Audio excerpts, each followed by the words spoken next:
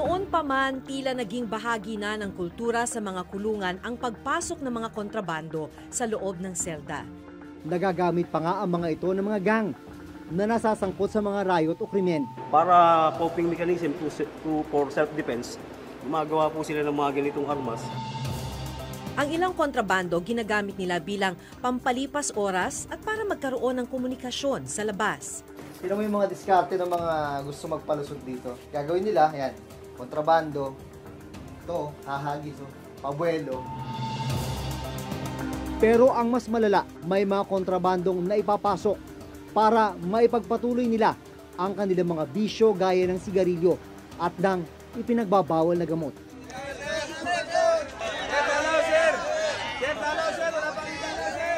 Paano kayo magkadalaw na may nakuha mang kontrabando dito pag kuhan? Hindi may ibang pangkat kami, sir, eh. Wala ko pakialam ng pangkat, kailangan linisin nyo sarili nyo. Tulad niya kami, sir, nagbabago kami, di ba? Oo. Sorry kung nagbabago kayo, pero dapat tulungan nyo kasama nyo magbago. Paano nga ba nakalulusot ang mga ito sa bilibid? Lalo na sa maximum security compound na dapat sana ay may pinakamahigpit na seguridad.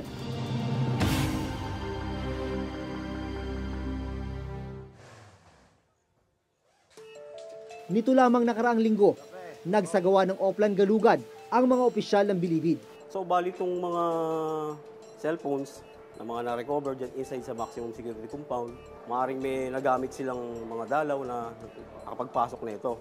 So ito naman pong mga improvised deadly weapons na to, kung may kita po ninyo, meron pong hindi naman siya pointed. So usually ginagamit po nila sa pagluto, paghiwa ng sibuyas, kamatis. Pero once na yung improvised deadly weapons is matulis, pointed, so ito po yung minsan nagagamit sa pag nagkakaroon ng konting violence sa loob. Kabilang sa mga nakumpiska ang mga cellphone, mga DVD players, mga sigarilyo, at iba't ibang uri ng patalim. Ang ilan improvised o ginawa mismo sa loob ng selda. Ito po yung mga bed banks po nila. Ito po ganitong bagay, hindi naman po ito in-smuggle para makapasok. Sa loob Dati na na lang? po itong nasa loob. Okay. Ito po yung mga tarima o higaan nila na tinatawag. Tsaka po yung mga flat bar na ginagamit sa mga sa mga bintana. So napaka-innovative po ng mga inmate dahil 24 hours andyan lang naman sila, walang ginagawa. Naisip po lagi para coping mechanism for self-defense. Gumagawa po sila ng mga ganitong armas para magamit nila. Ito sa kutsara, Katulad po na ito, kutsara. Yan, kutsara. Ito naman po, kung mapapansin po nyo, naka-curve. So ginagamit po yan para Nasunog sa drug shabu. paraphernalia. Oo. Doon sa mga selda sa loob, diba, patong-patong yun. So parang may mga hagdanan. Ito, pero bahagi lang ito ng hagdanan sa loob ng selda. Pero sa likod. Ang nakuha daw dyan, mga cellphone. Bawal na bawal dito yun sa loob.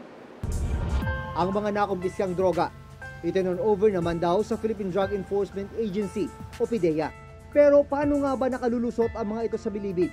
Lalo na sa maximum security compound.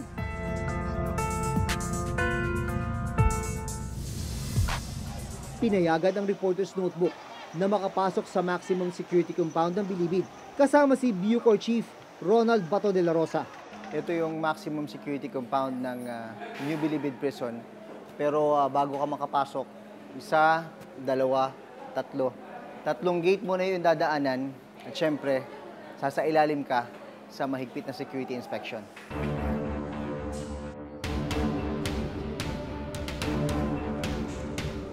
Dumiretso kami sa Building 8 o ang dating Sputnik Gang Compound na tinatawag ngayong Barangay Mapagmahal.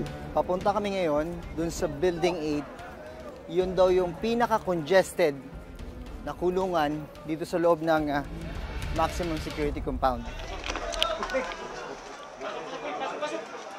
Kung mapapansin ninyo, ito, hindi ito original structure. Kagagawan lang ito ng mga priso para ma-occupy nila sa taas. Isang floor, meron sa sahig, meron sa second floor, sa isang deck. Tapos sa akyat ka dito, may isa pa, bali three floors. Yung isang floor, ginawang 3 floors. May informant rin daw sila sa loob para matukoy kung sino ang nagpapasok ng mga kontrabando. paano nyo nasisiguro na walang kontrabanda na ilulusot dito? Meron tayong mga among din, meron rin tayong mga informant. Okay. At yun ang nagtitimbre sa atin na, sir, may gumagamit doon na cellphone. Alam ko may kontrabando doon. So, kaya meron tayong task force ukay-ukay. Ready yan to jump up anytime may information. Swoop down kagad namin yung silda na may information na may laman.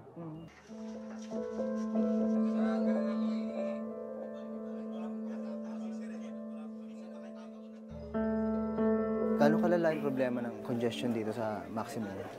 Makita man ninyo kung gaano kalala, no? Yung ideal kwan dito ay 4,500 lang.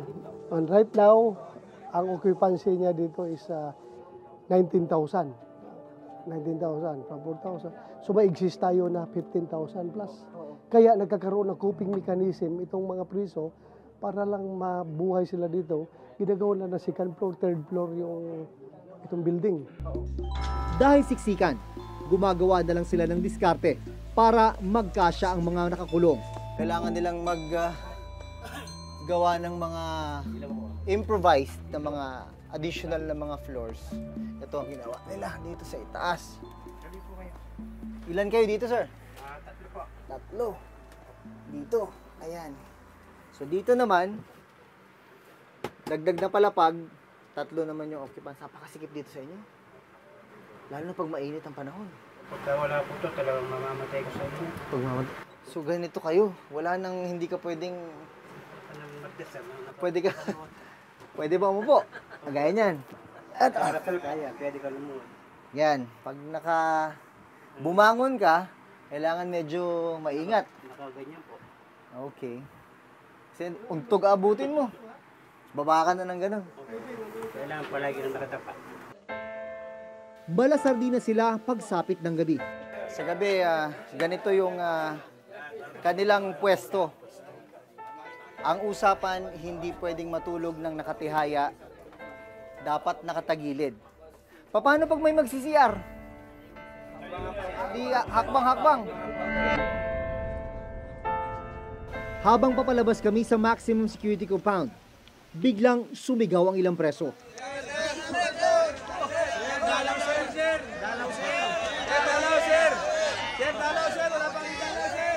Paano kayo magkadalaw na may nakuha mang kontrabando dito pag kuan?